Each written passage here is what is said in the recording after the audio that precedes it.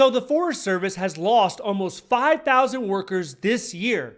25% of all firefighter positions are empty. They're vacant. People do not want to apply.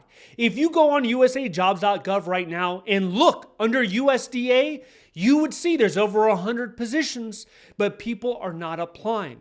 I wonder why. Could it potentially be anything that the Trump administration might have done towards the federal workforce? Maybe proposing to reduce benefits, eliminating unions, pushing people out with incentives, layoffs, maybe.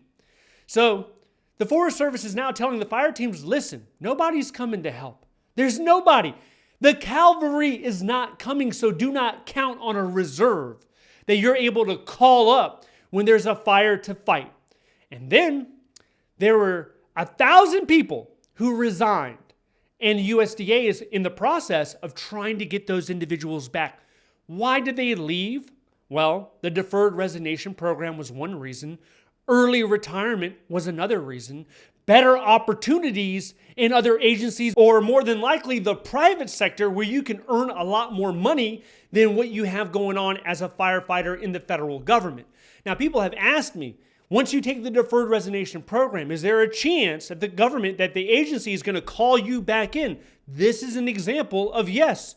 In the USDA, under the Forest Service, yes, they have been calling people back.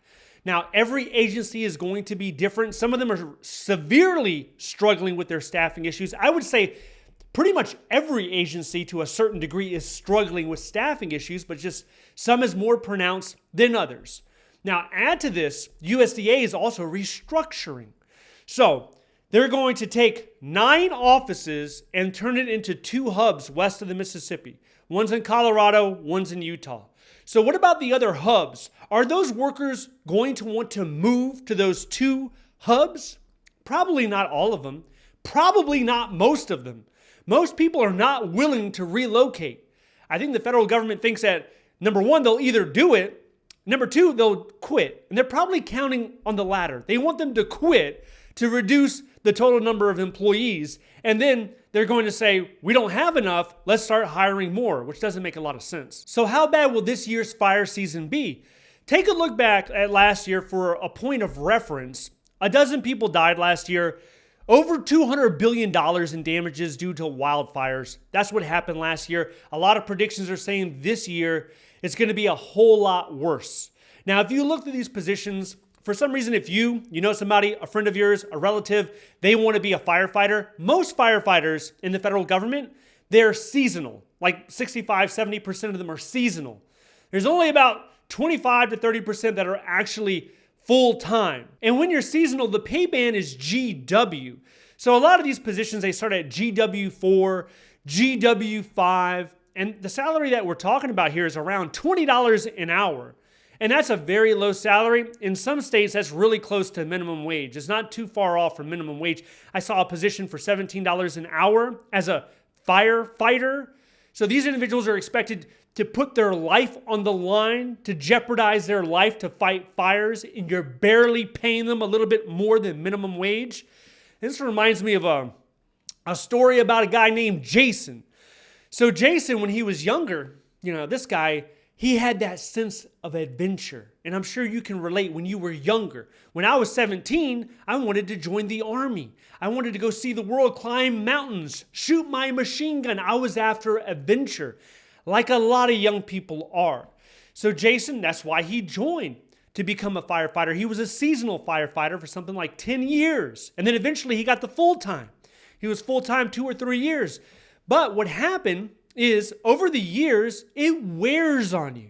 It takes a toll on your body. You can't just keep doing it day after day, because I'm not talking about 10-hour days or 12-hour days. I'm talking about 14 to 16-hour days at times. And it's not just fighting fires. It's carrying all that equipment. It's doing fire prevention. It's doing training. All the stuff that goes into it, it wears down on a person's body. And eventually your family's asking, you're barely making any money and you're putting your body through the ringer. You're going to have to start providing. You want better things in life? $17 an hour doesn't cut it in most states In any state, I don't care if you live in Mississippi or Arkansas, that's not the standard. You should not be striving for $17 an hour. You should be striving for more. There's nothing wrong if you're currently making 15, 17, but that's not the end goal for you. There's more ahead. You need to set your sights a little bit higher. That's what Jason did. Jason eventually said, hey, I can't do it. I can't do it for this pay. I can't be out there 14-hour days, breaking my body down day by day, and I'm getting paid pennies here. And then you notice that your coworkers start leaving, and that just gives you more and more incentive to go find another job, administrative job, office job, something a little bit less stress, a less wear and tear on your body. So that's what he did. Now, if you go on usajobs.gov, like I was just talking about, you would see that not all the jobs are in forest service. Like 65% of them are. But USDA is also hiring for other positions out there, just like other agencies. But USDA, as well as the majority of the federal government, on October 16th, once the federal hiring freeze is lifted, we should see a renewed effort with what I am imagining to be hundreds, if not thousands of positions being posted on usajobs.gov. On a typical day this week, you'll see 6,000 jobs open to the public. That amount by the end of the year, I think on a daily basis will double to around 11 to 12,000. And that's when we will know that the government is actually trying to fill some of its gaps that have been left open due to the aftermath of 2025, let's say. In addition to this, we have some new rules when it comes to ghosting people. You've applied to a job before and you never heard back, or you interviewed, that's even worse. You interview, that means they had interest, but they don't have the common decency to actually let you know whether you made it or not. There's some new rules coming out. It's not everywhere. It's about 3 different states, and it could end up taking place nationwide at a certain point. But if you want to know more information about that, check this video out next. Stay updated by signing up to the free newsletter down below. Thank you so much for watching. I'll see you in the next one.